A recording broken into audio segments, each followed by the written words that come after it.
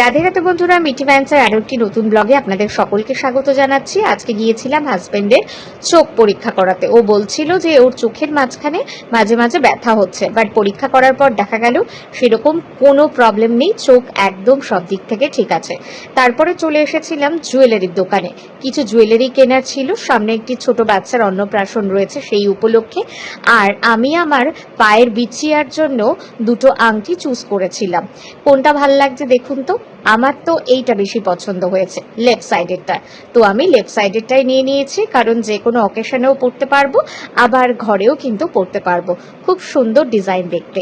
এরপরেই হলো আসল মজা, কারণ তখন শুরু হয়েছে বৃষ্টি। প্রায় 3 ঘন্টা সেই বৃষ্টি চলে এবং দেখতেই পাচ্ছেন জল কিভাবে সামান্য থেকে একদম বিরাট একটা আকারে, মানে পুকুর বা নদীর আকারে পরিণত হয়ে গেল। এটাই বসে বসে দোকানে দেখছিলাম। তারপরে বেরিয়ে আমরা গিয়েছিলাম সোজা দাদা বৌদির হোটেলে, কারণ 2 ঘন্টা ধরে ওখানে আটকে থাকার ফলে আমাদের কিন্তু লাঞ্চে মিস হয়ে গিয়েছিল। তো লাইনে দাঁড়িয়েছিলাম, লাইনে একদমই বেশি লোক ছিল না, কারণ বৃষ্টির জন্য অনেকেই কিন্তু হয়তো চলে গিয়েছিলেন। তো যাই হোক, ভেতরে মোটামুটি মোটামুটি ভিড় ছিল। আর সবার প্রথমে ভেটকি ফিশ ফ্রাই অর্ডার দিয়েছিলাম, যেটা আমার একদম কমন এখানে গেলেই। আর ছিল হচ্ছে বাটার নান, বাটার পনির মশালা, আর এই দুটো আমার ভীষণ পছন্দের।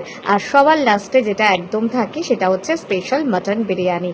তো এতটাই গরম ছিল যে আমি খেতেই পারছিলাম না। যাই হোক, যতটা সম্ভব হয়েছে খেয়েছি। তারপরে চলে গিয়েছিলাম হেডলাইন্স ফ্যামিলি সেলুনে, দুজনেরই কিছু, একজনের হেয়ার কাট করতে আমার হাজবেন্ডের, আর আমার একটি ফেসিয়াল করতে। তো চলুন ফেসিয়ালের স্টেপগুলো আপনাদের সাথে একের পর এক একবার করে শেয়ার করে নিই। চলে এসেছি ফেসিয়াল রুমে। আর এই সেলুনের এই যে পার্লারের এইটাতে আমি ফার্স্ট আসা হয়েছে।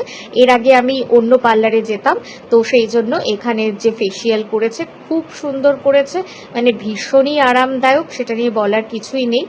আর এর আগে আমি নমিতাদির কাছে করতাম, এখানে স্টিমও দেওয়া হয়েছে। তো আপনারা চাইলে হেডলাইন ফ্যামিলি সেলুনে এসে একবার যে কোনো ফেসিয়াল বা হেয়ার কাট ট্রাই করতে পারেন। আমি তো যখনই যাই ওদের ওখানেই যাই, কিন্তু ব্রাঞ্চ আলাদা থাকে। হয়তো আমি কখনো গাজাগুলির ব্রাঞ্চে যাই বা কখনো লালকুঠির। এটা লালকুঠির ব্রাঞ্চে গিয়েছিলাম, যেটা আমি ফার্স্ট টাইম এখানে গিয়েছিলাম ফেসিয়াল করাতে, কারণ এই ব্রাঞ্চটা রিসেন্ট কিছুদিন আগে ওদের ওপেন হয়েছে। তো আপনারা যারা যারা যান হেডলাইন সেলুনে অবশ্যই কমেন্ট করে জানাতে কিন্তু ভুলবেন না। আশা করি আপনাদেরও ফিডব্যাক অত্যন্ত ভালো। তো চলুন, বেশ কিছুটা সময় এখানে কাটিয়ে এরপরে হাজব্যান্ড আমাকে কানেরটা পরিয়ে দিচ্ছিল, কারণ কানেরটা তো খুলে রেখেছিলাম, সেটা কোনোভাবেই পরতে পারছিলাম না। তো আজকের দিনটা এভাবেই শেষ করলাম। তারপরে বাড়ি চলে আসার পরে আপনাদের সাথে অনেক কিছু শেয়ার করছি।